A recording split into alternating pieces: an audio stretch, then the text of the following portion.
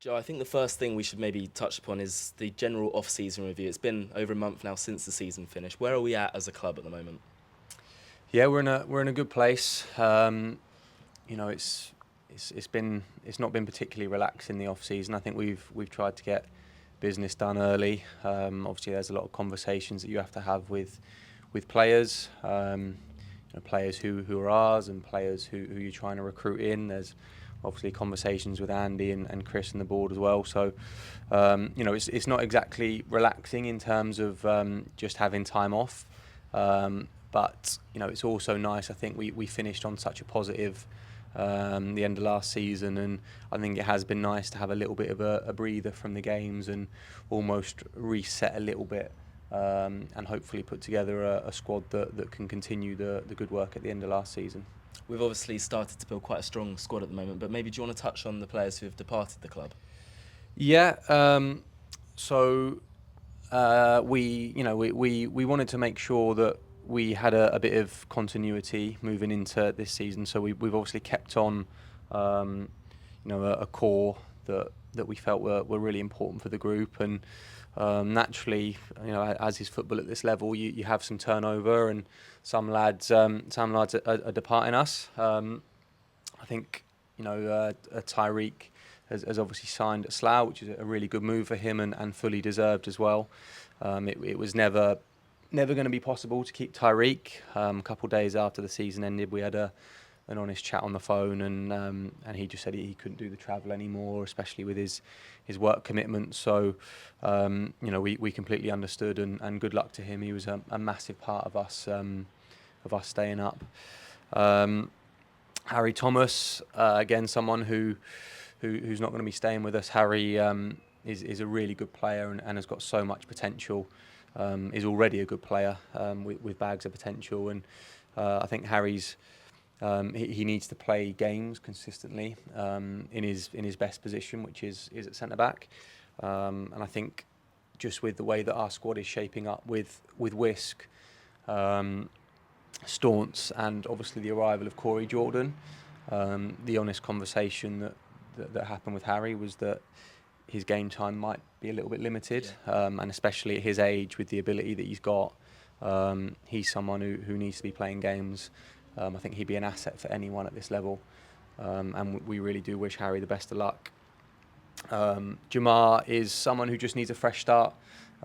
Jam's had a bit of an up and down season. Obviously, he was here, then he came with us to Gosport, came back here. He doesn't drive at the moment either, and with his location, it just makes things a little bit difficult. So, Jams just needs a fresh start. Again, an asset to anyone at this level.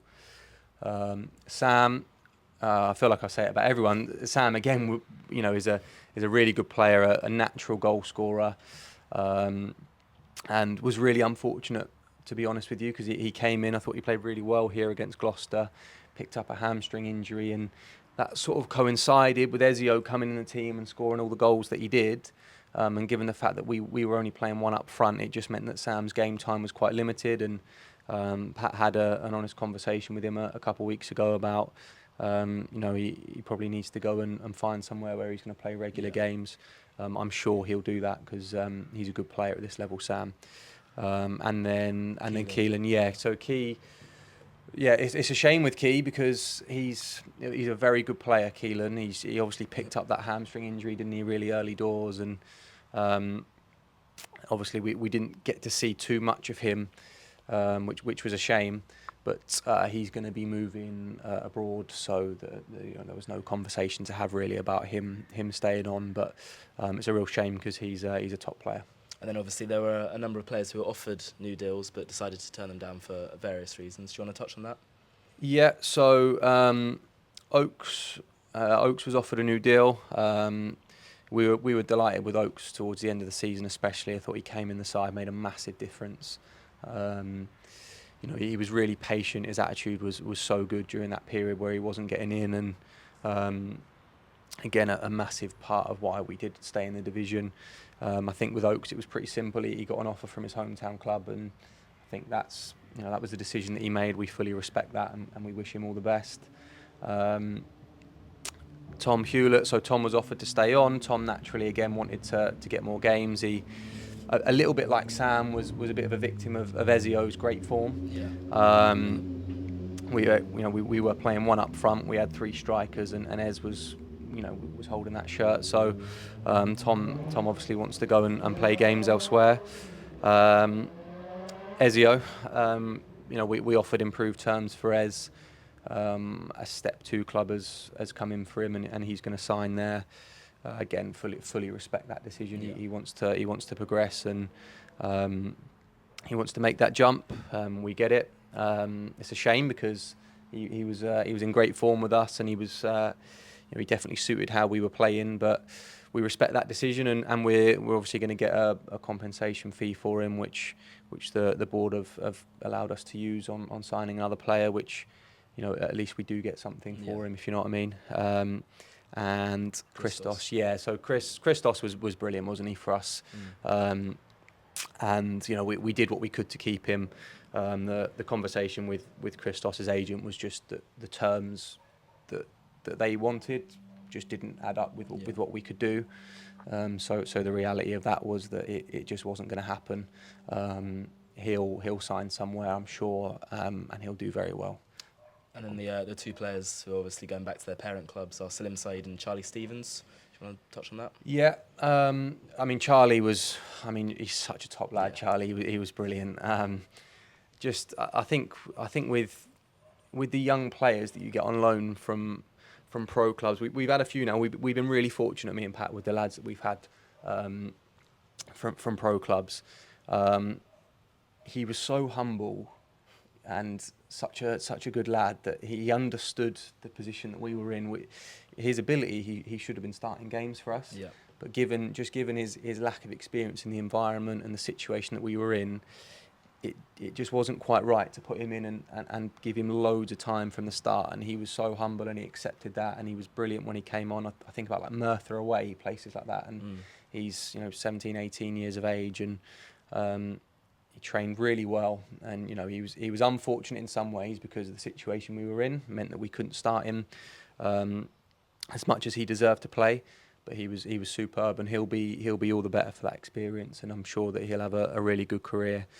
And Salim, obviously got to be careful. He's a Farnborough player, but it goes without saying, and I've said to Spencer anyway that we'd love to have Salim back in any capacity really, but that's not something that we can control. He's a Farnborough player, and we respect that, and I'm sure that they want to keep hold of him because of he's such a good player, and I think we probably need to move on from that one really, and if anything does come up and they change their minds or whatever, then we'll have that conversation.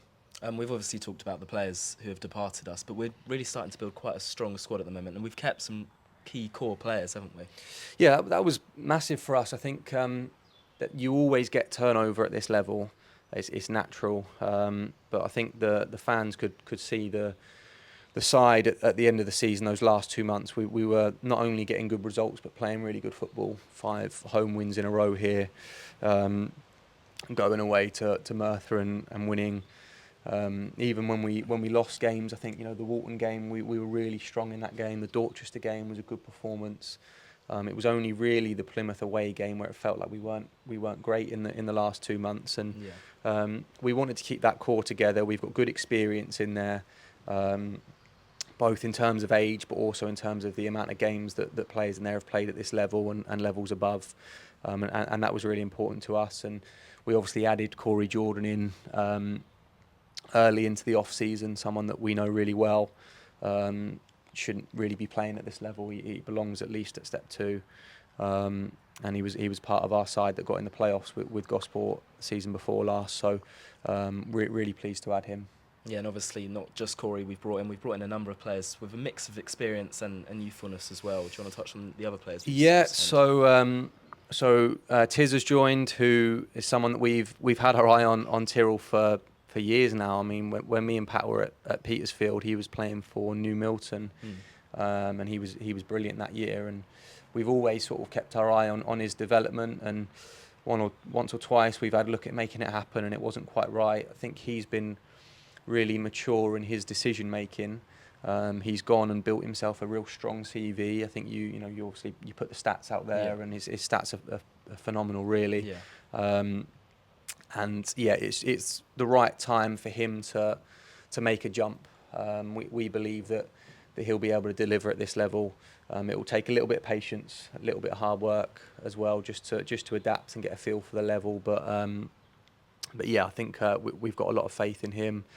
Ryan Campbell, again, someone that me and Pat have had our eye on for quite a while.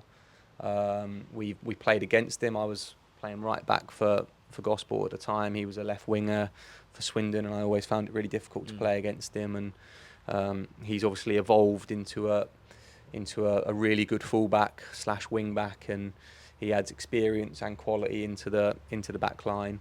So we're very pleased to get him in, and obviously IK. IK was one that a lot of clubs were after him. We had him towards the top of our list of targets, and it at times didn't quite look like it was going to happen. Obviously, we need to pay a fee to get him, which obviously is understandable. And I think the Ezio thing sort of helps a little bit, because we then get a fee in that we're able to use on another player. And Andy's been incredible, really. He's really gone and made it happen for us. It's obviously a good fee that he's paid. Maybe not quite what some people think it is, but it's still a very, very good fee that Andy's paid, with help obviously from the Ezio money. So we're delighted to get him in.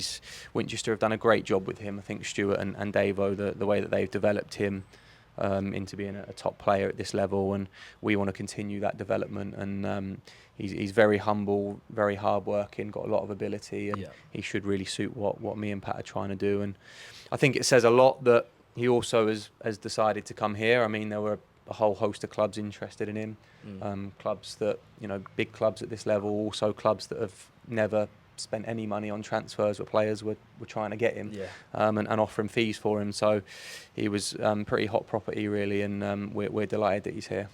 I'm sure you're probably not allowed to say too much on this at this moment in time, but I'm sure a lot of fans are interested in other players we're bringing in at the moment. Are you able to say anything about that? Yeah, I mean, obviously we can't quite say who some of the lads are that are coming in yet, because they haven't been announced, but we've got players coming in key positions, I think, that need to be filled. And I think it's important probably to say that the lads who are coming in are lads that not only ability-wise will be able to hopefully deliver what we want, but also they reflect the environment that we're trying to build at the club, which is an environment of real positivity, high energy, attacking play, which I think a lot of the fans would have saw in the last couple of months of the season. But also with an understanding that this league is going to be ridiculously strong this year, and you need experience in there as well, and players who have know-how at the level. So we're excited with obviously the lads that we've just mentioned, but also some of the lads that we're going to bring in, and hopefully the fans will be excited by them too. Yeah, and I think the fact it's the start of June and we've almost already got a really strong squad together, that's so good. Have you ever had a season like that where you've got a squad sorted so early? No. It's really positive for me and Pat. It's sometimes we've had it before. You go into pre-season and you've got maybe 8 players, 9 players, and you're trying to sort of piece things together a little bit while you're working in pre-season. And that's obviously that happens at many clubs, but we've been very fortunate with the support that we've had from Andy and the board, and obviously we've tried to be as proactive as we can be with the recruitment, and it's nice because it feels like we've almost got all the pieces of the puzzle together. I think we've probably got a couple more to be announced and 1 or 2 more to get over the line, but we're nearly there, and it's a nice feeling. And I'm sure what a lot of fans probably don't see is the amount of work that goes on behind the scenes at the club. I mean, looking at the pitch now, and that's not just Staunts, although obviously is a lot to do with it. The volunteers that are down here daily. It's anyone will tell you in non-league. It's the volunteers that make things tick. Yeah. It really is, and you just have to, like you said, just have a look at this place at the moment to see the work that's going on, We really do appreciate it, and as a club, and I'm sure any other club at this level of football will say it's the heartbeat of the club. The people who are here day in, day out, when the players aren't here, when the management aren't here, who are doing all the things that you don't see. And this is a really good place to be at the moment, and we're really grateful to the volunteers and the staff that are helping out. And I think the final thing we need to touch on is maybe just a look ahead to next season and our aims and ambitions for the campaign. Yeah, it's going to be a really tough league. It's shaping up nicely. It feels like it just gets stronger every year. You see that you've obviously got full-time teams in a part-time division, or hybrid teams in a part-time division, and there's obviously a huge advantage for those guys. So you'd expect to see those teams right up there. I think, without naming everyone, because there's probably 8 or 9 teams who think that they can win the league. Yeah. And you could then add probably another 5 or 6 teams onto them, thinking that they probably should be in the playoffs. I'd include ourselves in that. We'd like to be pushing up in that region if we can, and it's shaped up for a really exciting league. I think you look at the teams coming up, a team like Farnham who are coming up and recruiting the way that they are. They'll probably be challenging for the title. You look at Weymouth coming down, who naturally will be looking to bounce straight back up. I think Bracknell are putting together a title challenge inside this year, and Taunton likewise. I think there's obviously other teams in there too, but it's going to be really strong, and I think at the end of the day it will come down to what we deliver week in, week out. And like we've touched on, I think we're recruiting a squad that is capable of delivering the way that we want to play and reflecting the club really well.